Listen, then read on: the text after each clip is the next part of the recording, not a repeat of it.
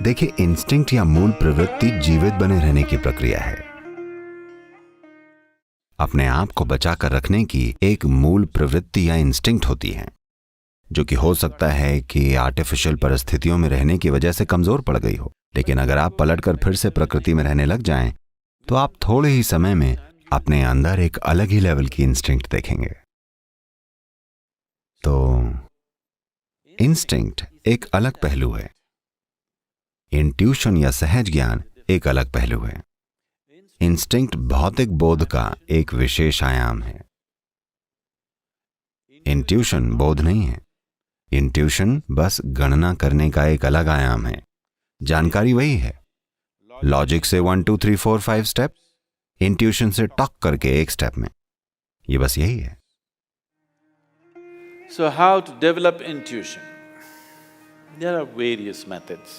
तो इंट्यूशन को कैसे विकसित किया जाए, इसके कई तरीके हैं। जो शांभवी महामुद्रा आप करते हैं वो निश्चित रूप से आपका इंट्यूशन बढ़ाती है, पर जानबूझकर इसे बढ़ाने की कोशिश मत कीजिएगा, नहीं तो आप अंदाजे लगाने लग जाएंगे। अंदाजा लगाना इंट्यूशन नहीं है। इंट्यूशन मतलब आपको बिल्कुल पता है, साफ पता है, इतना कि आप इस पर अपना जीवन दांव लगा सकते हैं। अंदाजे वाला काम आपको बहुत सारे कंफ्यूजन की ओर ले जाएगा। अरे ये मेरी गट फीलिंग है। कुछ लोग ऐसे होते हैं, उनका पेट हमेशा कुछ बोलता रहता है। मुझे लगता है शायद खराब खाने की वजह से। तो इंट्यूशन को विकसित करने के कुछ खास तरीके मौजूद हैं। योग के कुछ खास सिस्टम हैं जिनका झुकाव पूरी तरह से बाईं ओर है। यहां मेरे साथ इस तरह के एक कार्यक्रम में आप जो योग सीख रहे हैं, हम राइट और लेफ्ट के बीच एक संतुलन लाना चाहते हैं, क्योंकि आप एक सामान्य जीवन जीना चाहते हैं। योग के कुछ ऐसे खास सिस्टम हैं जिनकी रुचि उसमें नहीं है जिसे आप सामान्य जिंदगी कहते हैं। उनका एकमात्र झुकाव इंट्यूशन विकसित करने और जीवन को एक खास तरह से देखने में है। वो क्या करते हैं कि वो मोम लेते हैं और अपनी दाहिनी नाक को बंद कर लेते हैं। 12 साल के लिए, यानी सूर्य के एक चक्र 12.25 साल के लिए वो दाहिनी नाक को बंद कर लेते हैं, और आप पाएंगे कि तार्किक मन लगभग मर जाता है। आप में विचारों की कोई प्रक्रिया ही नहीं होगी। आप बस चीजों को बस यूं ही एक नाक की तरह जान जाएंगे। देखिए, अगर आपने कभी सांपों को पकड़ा है? नहीं। अगर आप एक सांप को पकड़ें, खासकर नाक को, इसमें इतना बोध होता है। आप शिव के साथ नाक को इसीलिए देखते हैं क्योंकि एक समय पर हर योगी अपने साथ एक सांप रखता था। अभी कल ही कोई मुझे याद दिला रहा था कि कैसे मिडिल ईस्ट संस्कृति में, खासकर ईसाई रहस्यवाद में, वो लोगों को सांप जैसी छड़ी लिए हुए दिखाते हैं, क्योंकि मिडिल ईस्ट में उन्हें नाग नहीं मिल पाते थे। वो वैसी छड़ी बनाते थे या एक प्राकृतिक लकड़ी ढूंढ लेते थे जो नाग की तरह दिखती थी और उसको इस्तेमाल करने की कोशिश करते थे। आप मूसा को एक सांपनुमा छड़ी पकड़े हुए देखते हैं, और भी कई जगह हैं। लेकिन भारत में योगियों ने हमेशा अपने साथ एक जिंदा नाग रखा।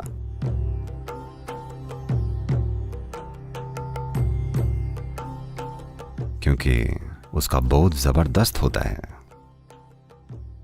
वो नाग जो यहां चामुंडी पर्वत पर रहता है, अगर कैलिफोर्निया में भूकंप आने वाला हो, अभी आया नहीं है, आने वाला है, अभी कुछ शुरू भी नहीं हुआ है, रिक्टर स्केल पर कुछ नहीं हो रहा है, लेकिन ये नाग अभी से अलग बर्ताव करने लगेगा।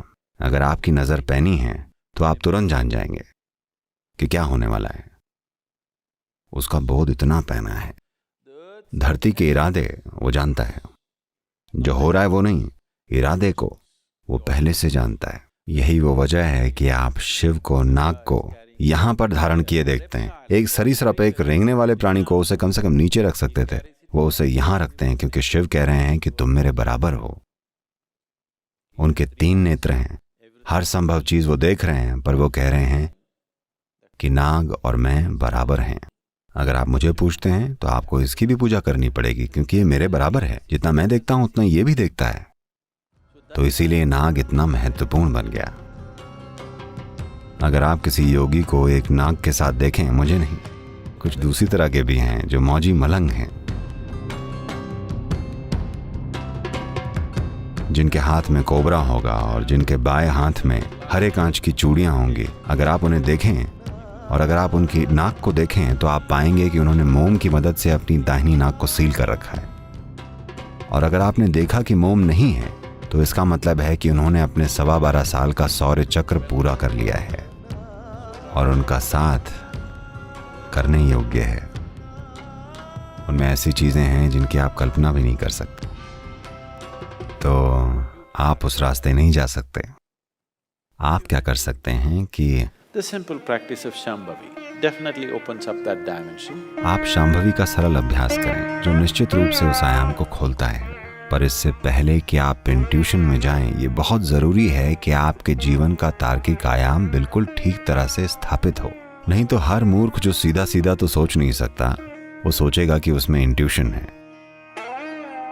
हाँ, पहले अपने जीवन के तार्किक आयाम को बिल्कुल साफ साफ स्थापित कीजिए, फिर इंट्यूशन को खोजिए, तभी अद्भुत होगा। पर लॉजिक को स्थापित किए बिना अगर आप इंट्यूशन में जाने की कोशिश करेंगे तो आप बस कंफ्यूजन की दुनिया में चले जाएंगे।